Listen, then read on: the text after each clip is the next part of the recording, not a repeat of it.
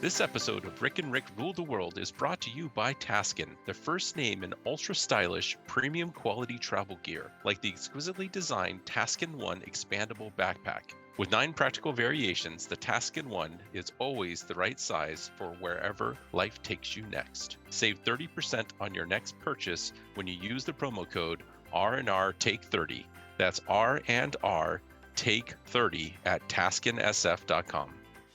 Next up, it's time for a special Rick and Rick summer session. And it's an episode straight out of Comic-Con. That's right. The Ricks are back for a between seasons episode with our take on San Diego Comic-Con 2024. With all the exclusives, trailers, and cosplays. And all the activations and Hall H announcements. Plus, insights from our official Comic-Con correspondents, Kurt Ho and Eric V. And it all starts right here, right now. On the one show that always comes down like a ton of Ricks. And everybody rules the world. Welcome, everyone, to this special Rick and Rick summer session on San Diego Comic-Con 2024. I'm Rick Matheson, and I am here between seasons with my good pal, Rick Wooten. That's right. How's summer hiatus treating you so far, Rick? Oh, it's fantastic. You know, got good weather, got some good travel. I've been traveling actually quite a bit lately, and I've been enjoying it. So, fantastic. Yeah, it's been fantastic. Yeah, how about you? Yeah, so I went to Comic-Con. That was great. Weather down there was fantastic. And obviously, we're going to be talking a lot about the actual event here today, but this summer has been extraordinarily nice here on the West Coast. I guess there was sort of a heat wave maybe early July, but other than that, it's been really nice. Last night was spectacular. Yeah, no, I'm in the South Bay currently, and I was out to dinner with my son last night, and literally we were just sitting there. It's like, wow, it's just nice out. Like, let's just hang out for a while and just kind of kick back. And even this morning, you know, we were up kind of early walking around, and it was just gorgeous. This has got to be my favorite time of the year right now. Yeah, I love it when you don't really sense a temperature. Like, it's as if your body is the same temperature as everything else. It's just fantastic. Now, folks, we're doing things a little differently this year. Normally, we roll from one season to the next, but this year we are indeed taking a summer break as we ramp up for season 6 of Rick and Rick Rule the World. So be on the lookout over the next few weeks for updates on our official season 6 premiere date. In the meantime, we just couldn't wait to talk all things Comic-Con and also just to catch up because we've both been busy, and I seriously think this is the longest time, Rick, that we haven't connected other than through texting in years. Totally. And you know what? I miss it, right? I'm really excited to get back in the studio and record a new episode. Same here. We are going to have a great episode here today. And fun fact here, Rick, I was able to attend San Diego Comic-Con, like mentioned, along with our Comic-Con correspondents. And when I got there, I pick up the Comic-Con program guide, and right on the cover, I see you and me on the cover. What? Just kidding. We'll forgive them this year. Next year, Comic-Con, next year. So anyway, when we come back from this short break, we will in fact be joined by our official Rick and Rick Comic-Con correspondents, Kurt Ho and Eric V. So don't touch that dial. Hey, Rick and Rick Nation, don't forget to check out our website at rickandrick.com. It's double the Rick in just one click at rickandrick.com. And welcome back to Rick and Rick Rule the World with Rick Matheson and Rick Wooten. And next up, Kurt Ho and Eric V, our official Comic-Con correspondents, return for this special episode focused on San Diego Comic-Con 2024. Welcome back to the show, guys. Thanks. Hello. Good to be back. Hey, it's great to have you guys here. Yes, great to have you. So I know Kurt from working together on a number of clients, and I first met Eric through Kurt at Comic-Con back in 2016, and I was able to catch up with both of you at this year's Comic-Con. I think this is the third or fourth time you guys have been on the show, but why don't you tell us a little bit about yourselves and about your shared experience going to Comic-Con? We did the math, and I have been to 18 Comic-Cons. You had 19, maybe. 19 Comic-Cons, and Kurt has done 17 Comic-Cons. Right. Wow. And one of the shows, you mentioned that you guys have been friends since like third grade. Over Empire Strikes Back, trading cards, Topps trading cards.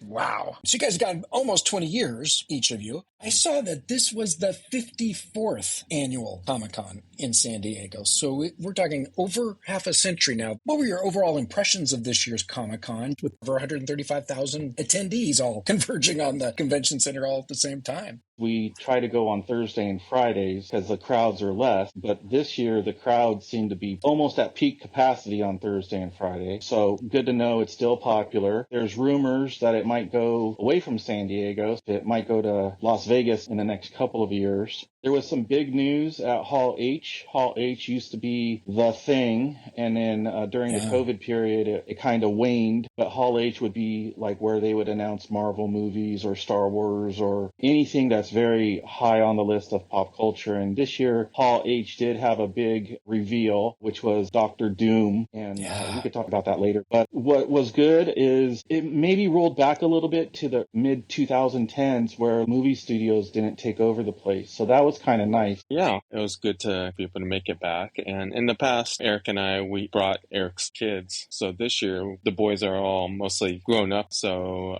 it was kind of back to just us two with you, Rick. Yeah. So yeah, it was nice to kind of just be man-child kids again. That's right. We'll keep our fingers crossed that we could continue to get tickets for consecutive years. But my impression, I think the lack of some of the studios, it wasn't as crowded. I mean, it still gets crowded, but it wasn't as crowded as the peak period a couple years ago. Okay, that's good to know. The two things that struck me was how crowded the showroom floor was. Yeah, it was especially heavy, I would say, because I think they try out new ways to do lines, because there's a lot of exclusives where people have to wait for, like, say, Super 7 or Mattel. And this year they seem to put the lines in the middle of the main thoroughways. And yeah, that's great for the people in the lines, but it kind of sucks for all of us. And you can also tell that there were a lot of people because you saw San Diego Fire Department making sure things were flowing. Because there were years back in the mid 2010s where things would halt when movie stars would come, or like Stan Lee. So it was just moving slowly. I know one thing they did is Hasbro, and a lot of the exclusives, you actually have to go to the San Diego Comic-Con site. I think it's a couple of weeks before. You actually submit requests for those exclusives, and then they do a drawing, and then you'll know whether you could get in line to get a Hasbro item or not. So that all happens before Comic-Con actually starts. So that's a change from the past where everybody just gets in line in the booth. But now it's like there's no point in getting in line unless if you submitted your request 2 weeks before Comic-Con. So I think that kind of helped with Funko pop lines and Hasbro exclusives, things like that. It's just you really have to plan ahead. Yeah. One thing I noticed is I was going to try to go to Hall H on one of the days. And then I read in the program that you actually go the night before to get a ticket. To stand in line the next day. So I was like, dang it. It was interesting stuff. Now, I thought this was just me, but then I saw it in news reports. It seemed like the cosplay was as good as ever, but fewer people were dressed up. Was that your perception of it as well? Yeah, I thought so. But yeah, I definitely saw a lot of Deadpools and Fallout. Yeah, a lot of Deadpools. And Indiana Jones and Sailor Moon. Yeah. Yes. Well, Sailor Moon's like a mainstay anyway. I guess they both are. The male Sailor Moon. Yeah, Popeye the Sailor Moon. We all saw the Optimus Prime, the guy who was up on stilts, which was an amazing costume. It was really great. But he stopped traffic on the showroom floor. I also noted, I saw someone, I never saw what the costume was. I saw them from behind, but it was some kind of tube. They could barely move anyway. But was it the sandworm? A nightmare. It was a sandworm from Dune. Okay, so that person could not move very well in this crowd. So I was wondering if maybe fewer people dressed up for that. Someone had thrown out the heat, too, that it was very humid and the temperature was up. But I don't know. I wanted Eric or you have a favorite cosplay person that you saw? One was, I talked to her for a while. I talked to her like 2 years ago, too. This year she was dressed up as a Fembot from Austin Powers. And I also saw the Bene Gesserit, which is from Dune. The mother had the box where you put your hand in. And then I actually stopped this guy because I saw him from behind. It's the Man with No Name, which is from a Clint Eastwood movie, The Good, the Bad, and the Ugly. And he had the hat. He had poncho. The poncho cape. He had the vest. Nice. It was like, if you knew Clint Eastwood spaghetti western movies, this guy is like casting for the role. So I thought that was pretty good. There was also a Scarlett Johansson. She was not having the best day, but when I asked her for her picture, she got like into character like in 2 seconds and was like, This is why I'm here. And then of course there's some droids are always a win in my book. Last one, actually, I think she might be the best. It was like a lieutenant from the original Star Trek series Mirror, which is the Mirror Universe, the Mirror Universe where they're evil instead of good. Right. And this woman had the sash. She had the hair from the 60s. She had the beehive hair from the 60s. I feel like I saw that person. Then the thing that really got me, and this actually happens in the episode where Lieutenant Uhura, she pulls out a dagger, and I think she puts it to like Sulu's throat or something like that. But this woman pulls out this dagger from I don't know where, and she the leg. She poses with it, and it's like, whoa, you know your Star Trek. Now, Kurt, you sent me a photo of a guy which it's just kind of funny if you think about it, dressed up as Kevin Smith, or you think about like, okay, there's a person that's famous and getting cosplay for being a fan. Yeah. Be sure to visit rickandrick.com to see photos from Comic-Con, many of them provided by our Comic-Con correspondents, Eric V and Kurt Ho. And when we come back after this short break, we'll talk about the possible move to Las Vegas, those jaw-dropping Hall H announcements, and more. So stay tuned. This episode of Rick and Rick Rule the World is brought to you by Taskin, the first name in ultra-stylish, premium quality travel gear, like the exquisitely designed Taskin 1 expandable backpack. With 9 practical variations, the Taskin 1 is always the right size for wherever life takes you next. Save 30% on your next purchase when you use the promo code R&R Take 30. That's R&R Take 30 at taskinsf.com. And welcome back to Rick and Rick Rule the World with Rick Matheson and Rick Wooten and our official Comic-Con correspondents Kurt Ho and Eric V as we continue to talk San Diego Comic-Con 2024. Now, having gone as long as you guys have, I'm curious, how would you feel if the show did move to Las Vegas so that it could accommodate more people? My opinion is if people think San Diego's hot and wearing costumes, like they're going to die in Vegas. But on the flip side, depending on what Las Vegas Convention Center, might just all be internal and it might be fine. Right, inside. But see, it'll just be a different vibe. San Diego has this like low key, gas lamp district is cool. It's got to say something that if something that's been around for 50 plus years moves, they should either fix it or they should just let it move. Because there was talk like 10 years ago of it coming to LA Convention Center. Right. But that never happened. I think it would be sad if it moved to Vegas. I'm sure it would be fine, but just so fun to go to San Diego and do that. So I hope that's not the case.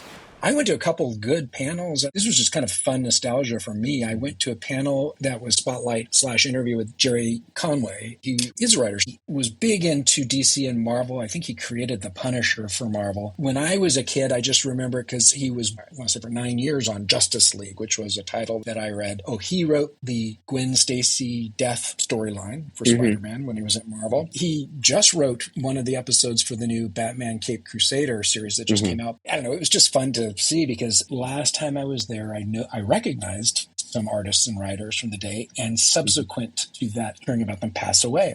George Perez, great artist who passed away. You start to realize all these people who created the inspiration for pop culture today. All the movies that we watch stem from stories that these people created 30, 40 years ago, and they're all getting up in age, and so you won't get to see them at Comic-Con forever. So I sat through this one, and it was fun. Well, Comic-Con is also a good opportunity to meet some of the actors and people who you've seen on screen or hear their voices, because I walked by, I think it was part of the Marvel booth. They had the voice actors for the X-Men 97. Nice. Yeah. So they had like Gambit. They definitely had Wolverine there. And so there was a line for Wolverine, and you see a whole bunch of people holding Wolverine toys, figures, and dressed as Wolverine. Yeah. They're just right there in the booth on the floor. They're very approachable. So yeah, it's a great opportunity. X-Men 97 is a great show. Been more interested in, getting one of their autographs or something like that. Yeah. You don't get that at other shows. I feel like when I was there last, I feel like I saw Nichelle Nichols just milling around. I think she had like a signing. Yeah. And then Kevin Conroy, who was the voice of Batman for years. Well, both of them are gone now. And for fans who might have been able to get an autograph or just go up and say, I love Batman the Animated Series, or I love Star Trek. Thank you for all the great memories and the performances. I want to say Nathan Fillion, who's in the crowd. He's done the voice of Hal Jordan Green Lantern for a number of animated movies, but he's going to be the live-action Guy Gardner Green Lantern in the new Superman movie. Right. And I think he was there. Yeah, great stuff. Okay, so let's talk about brand activations real quick. Mountain Dew and Lionsgate did a transformation of the Monterey Motel where they did a Borderlands motel for the new Borderlands movie. That big Ferris wheel on the lawn there in front of Comic-Con, that was a Marvel and Google Play promotion. There was the Iceberg Lounge from The Penguin on HBO. So this Matt Reeves has a new TV show spin-off from the movie The Batman, has Colin Farrell as the Penguin, and they had his nightclub there. But the biggest thing, this whole drone show in the sky promoting Deadpool and Wolverine, but it was showing Galactus, which is, I guess, going to be the villain of the new Fantastic Four movie. And I guess this was the largest drone character experience ever. And I think they literally got a Guinness Book of World Record from it. Quite impressive. I think every year some property goes all out because I think, was it 2 years ago when they did the Star Wars, they invited fans to the back by the marina and do a concert. And I think they handed out plastic lightsabers to everybody. So this year, I guess it was they went all out with the drones and for the Deadpool Wolverine film. That's so cool. Some of the magic of Comic-Con. So I know you guys go to try to get exclusives and collectibles. You guys are huge collectors. So I want to know, what were you guys looking for this time? And in particular, Eric, I know there was an artist that you wanted to get some additional artwork from. That particular artist actually did artwork for some of the Transformer toys and also some of the Transformer comic book covers. Also G.I. Joe, yeah. Oh, yeah, and it was a G.I. Joe action figure. And actually, for the Hasbro San Diego Comic-Con exclusive figure, which is a Cobra Commander from the TV show where he's like partially turned into a snake. This artist was the artist that was commissioned to do the box art. And so, nice. He is like one of the young stars as far as these artists. And like, he's got this cool Transformer stuff. He's got this cool G.I. Joe stuff. And then we get there and he actually has some Japanese, the Yamato. The battleship, spaceship, Yamato. And it's like, it's a beautiful photo. It's actually that battleship rising out of the water. It's like in Marvel, there's the helicarriers. So if you just imagine one of those things rising out of the water, that's what it was. It's very niche. And so you don't see that, much less someone buying it. And so like, he signed my print. So the print I got was one of my favorite characters from G.I. Joe universe is Firefly. He's a bad guy. He's a saboteur. But instead of buying a toy, I ended up buying a print from this guy. And it's so well done. The lighting, the color. And I always try to support the artist. So I always buy at least one or two pieces of pop culture art that I like. So I bought the Firefly from this guy and then happened to end up at the end of the day at the lady I mentioned earlier, the Fembot. They were selling all kinds of Star Wars prints. And I actually had bought something from them 2 years ago. And I actually found it on my phone. And I was like, I almost literally bought the same thing because I don't have it out. Like, I have this problem. I do not have enough space to put all this stuff up. So Hall H, Marvel, they had the Deadpool panel, which of course crowd went crazy for, but then they introduced the Fantastic Four First Steps. What was your reaction to that whole announcement? Third time's a charm. I think everybody's a little cautious because of the previous Fantastic Four attempts.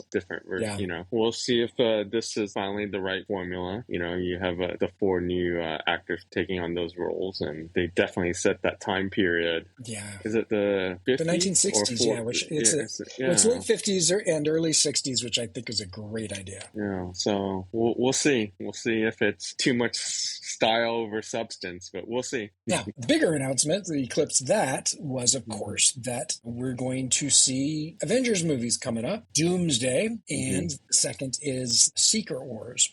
It was announced that a certain actor was selected to play Victor Von Doom, or whatever his name is, and that actor turned out to be Robert Downey Jr. What was your reaction to that? Yeah, I mean, I thought it was a good reveal. A lot of people online are quoting that line going, you either die a hero or you live long enough to become the villain. And that might be the whole premise of the movie, because, I mean, if you watch Deadpool, all the timelines, according to Deadpool Wolverine, the timelines are kind of going away, so who knows what that means? You know, Right. Does that mean Iron Man died or didn't die? Does it mean he became Dr. Van Doom? Because Right. there is comics based on that. Hard stop.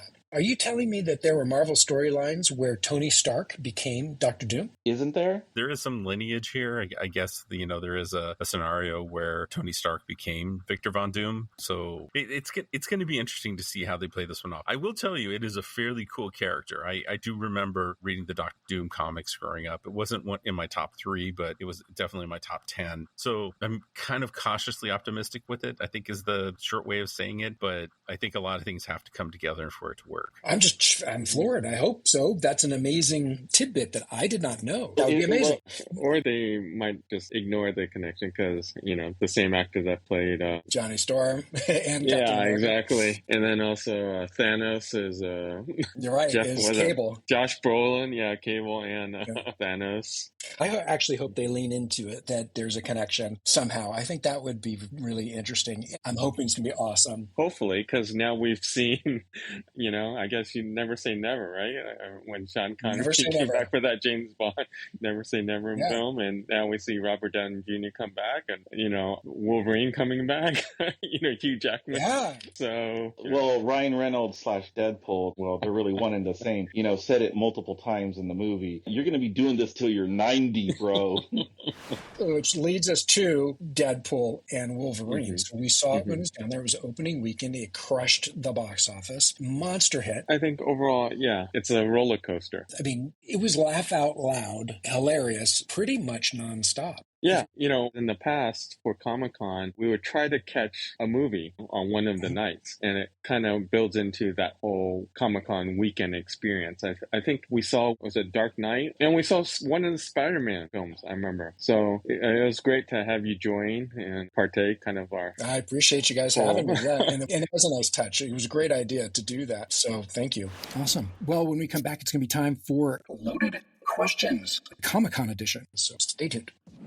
Hey, Rick and Rick Nation, don't forget to check out our website at rickandrick.com. It's double the Rick in just one click at rickandrick.com. And we are back. Rick and Rick rule the world. Rick Matheson and Rick Wooten with our guests, Eric V and Kurt Ho, our official Comic-Con correspondents. And it is time to play a Comic-Con edition of Rick and Rick Loaded Questions. First question. With his cameo in Deadpool and Wolverine, one of the 2 official Guinness World Records broken by actor Wesley Snipes includes the record for A, longest career as a live-action Marvel character, B, only actor to star as the title character in 3 Fox-licensed Marvel movies, Blade, Blade 2, and Blade Trinity. C, the only actor to be considered for 2 different Marvel characters, both Blade and Black Panther. Or D, only Marvel actor to be considered for a role in Star Trek The Next Generation. In his cameo in Deadpool and Wolverine, one of 2 Guinness World Records broken by actor Wesley Snipes includes the record for what? Ooh, I'm going to say B. It was the longest time portraying a Marvel character. I'll go with A. Answer is A. You are correct. So ABC News reports that Wesley Snipes has beat out even Hugh Jackman as the actor with the single longest career playing a live-action Marvel character, first appearing as the vampire Blade in 1998 and then again in 2024 in Deadpool and Wolverine. That's like 28 years. For comparison, Hugh Jackman first appeared as Wolverine 24 years ago in 2000's X-Men, which, by the way, was also a Fox-licensed Marvel movie. Now, any guess on that second Guinness World Record? Ooh. No. So Snipes broke the world record for the longest gap between character appearances in a Marvel movie. 19 years and 231 days, I guess, between Blade to the premiere of Deadpool and Wolverine. So there you have it. Yeah, I was stoked when I heard that he was going to make a cameo. All right, question number 2. Which of the following is not an announcement made at this year's Comic-Con? A, Jensen Ackles will return as a series regular in the 5th and final season of The Boys on Amazon Prime, plus in a new prequel series called Vought Rising, set in the 1950s. B, Chris Hemsworth of Thor fame voices Optimus Prime in the new animated movie Transformers Love and Thunder. C. Colin Farrell will quack, quack, quack his way through HBO's new Bat series The Penguin and will also return in Matt Reeves' upcoming film The Batman Part 2. Or D. Marvel has announced that the Wachowskis will return to the MCU as directors of not one, but two upcoming Avengers movies we talked about earlier, Avengers Doomsday and Avengers Secret Wars. Which of these is not an announcement made during this year's Comic-Con International? I'm going to go A, the boys one. How about you, Eric? Yeah, I would probably say A, but I don't know the boys, but it sounds like something. But I'm going to go with the Wachowskis. What about you, Rick? For sure it's the last one. D didn't happen. The answers are both B and D, so you are correct. So for one, the name of the animated film featuring the voice talents of Chris Hemsworth is actually called Transformers 1, not Transformers Love and Thunder. Also correct, D, the Wachowskis are the siblings behind the Matrix movies. They will not be coming to direct Avengers Doomsday and Avengers Secret Wars. It is the Russo brothers who brought us Captain America, the Winter Soldier, and Avengers Infinity War, and Avengers Endgame. It is that duo that will be returning to the MCU for what are sure to be two major hits. All right, final question. The new animated series Batman Caped Crusader has officially A, alienated the fans of the cult classic Batman the Animated Series, B, dethroned The Boys as the #1 show on Amazon Prime, C, dethroned Robin in favor of Kite Man as Batman's sidekick, or D, dethroned Batgirl in favor of Topo the bongo-playing octopus from Aquaman. The new animated series Batman Caped Crusader has officially done what? Ooh. I don't think it's the bongo, the octopus one. I don't think it's dethroning Robin or whatever, so maybe it's Kite Man. Is that C? I'll go with that. C was... I'll go with B. What about you, Rick? I think it's B. Answer is B, so you are correct. So according to Forbes, the animated series from Matt Reeves, Bruce Timm, and J.J. Abrams, Batman Caped Crusader, has officially dethroned The Boys as the #1 show in Amazon Prime's top 10. All right. Well, gentlemen, thank you very much. Eric V. and Kurt Ho, our Comic-Con correspondents. We've had a great long conversation here. I really appreciate your time and all your insights on Comic-Con. We just love this episode every year, so really appreciate your time. Thanks. It's a pleasure to be on it. And yeah, hopefully some of your listeners can get an opportunity to go to Comic-Con. Whatever you're into, you go to Comic-Con, you'll find somebody who shares your same interest and you'll find something. Until next time, be sure to keep on coming back to the one show where everybody's name is Rick. And everybody rules the world.